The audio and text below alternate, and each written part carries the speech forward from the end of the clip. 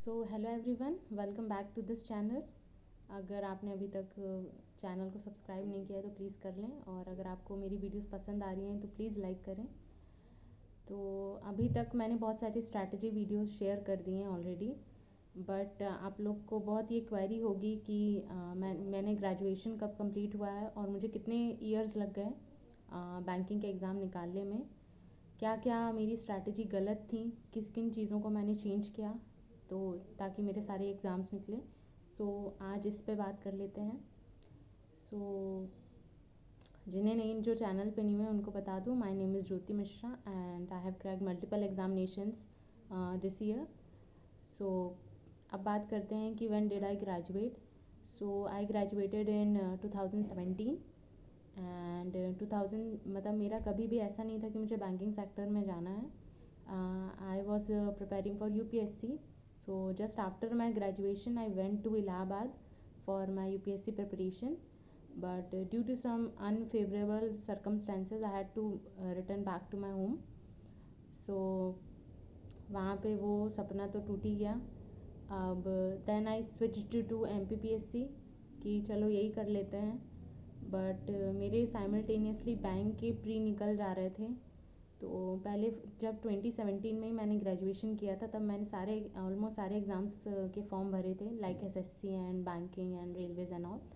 सो मेरा बैंक का pre first attempt में ही निकल गया था, IBPS PO प्री।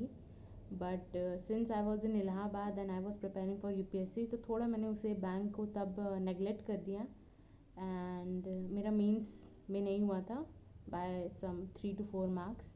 सो ये मेरा सबसे बड़ा ड्रॉबैक है कि जो सामने अपॉर्चुनिटी आई उसे ग्रास्प ना करके मैंने उसे नेगलेक्ट कर दिया। शायद मैंने तब मेहनत कर ली होती तो शायद 2017 में ही मेरी जॉब लग चुकी होती। तो प्लीज़ अगर आप लोग भी ऐसा कुछ हैं, मुझसे रिलेट कर पा रहे हैं तो ऐसा ना करें। अगर आपके कोई भी एग्ज़ाम्स निकल रहे हैं तो उसी पर आप ध्यान दें और उसी पे अपना सिलेक्शन लें।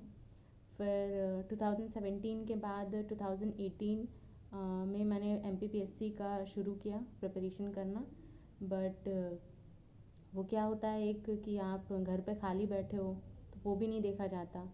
सो I started teaching in a school as a maths and physics faculty, but in Jabalpur itself. But I realised कि वो सही नहीं बन रहा है, एक सेटिस्फैक्शन, जॉब सेटिस्फैक्शन नहीं हो रहा था और पढ़ाई में ध्यान नहीं दे पा रही थी। सो पापा का ट्रांसफ़र दूसरी जगह हो गया तो I had to shift there.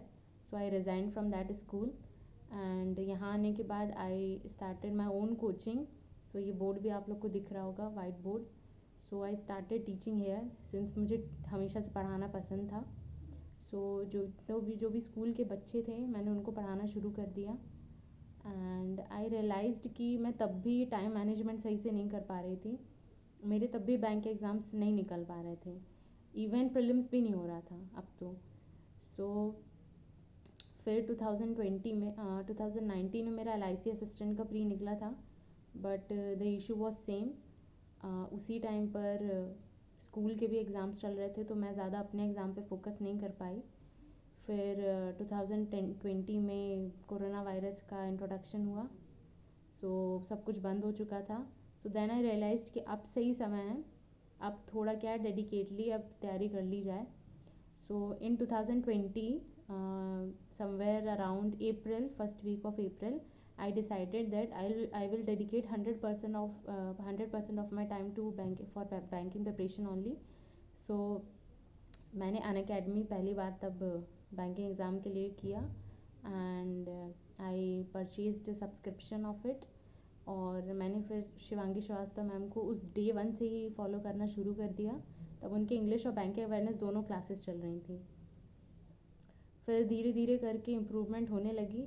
अब क्या होता है, जो भी ये वीडियो बनाने का सिर्फ जो मोटिव है वो यही है कि अगर आप ये सोच रहे हैं कि आप कुछ पार्ट टाइम जॉब करके कुछ पैसे कमा के और आप कोई एग्ज़ाम निकाल सकते हैं, तो अब वो ज़माना नहीं रह गया है।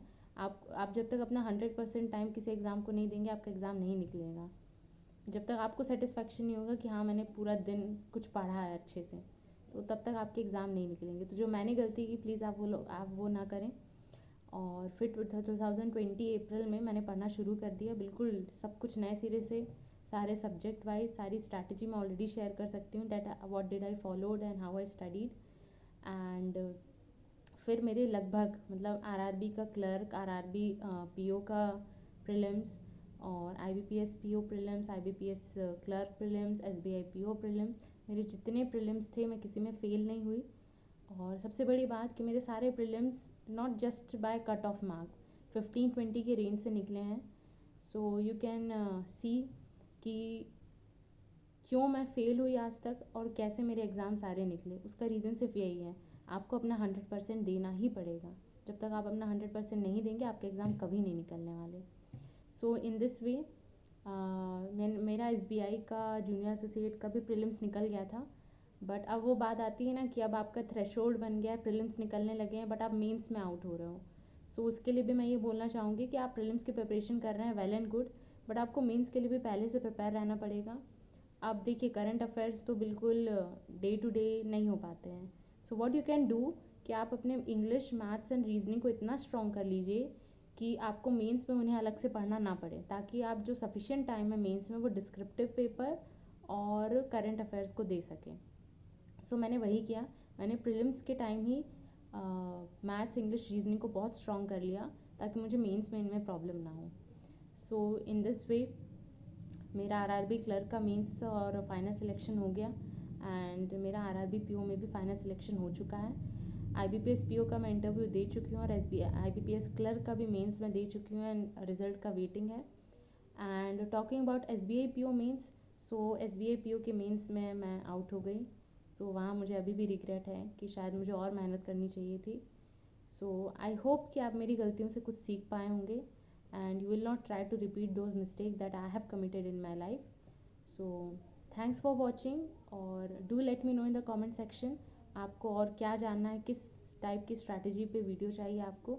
So I'll try to help you as much as I can. So thanks for watching and all the best for your examinations.